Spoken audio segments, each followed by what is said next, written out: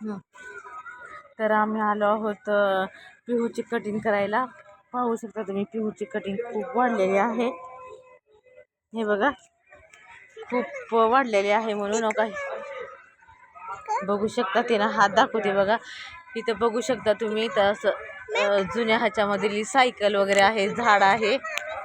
तर बघा इथं समोर एक बिल्डिंग वगैरे आहे खूप मोठी अशी. तर खूप असं ऊन आहे, ऊन सावली पडतात आणि लोक आपलं आपलं कामकाज वगैरे करतात नाही का. आज रविवार म्हणून निवांत पण आहे. काहींना सुट्टी असते, काहींना नसते.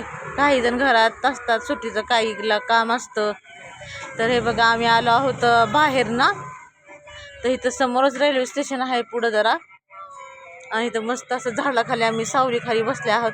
तुम्हाला इथं दिसत असेल एक नारळाचं झाड पण आहे आणि त्याला खूप सारी नारळ लागलेले आहेत. तर बघू शकता. आणि इथं असं छान झाड आहे दोन. आम्ही झाडाखाली बसले आहोत. इथं खुर्च्या मांडलेल्या आहेत. तर बघू शकता पिहूची चाललं आहे मध्ये मध्ये नाही का, हात वगैरे दाखवणं. तुम्हाला ताईनं, तिला आवडतं खूप.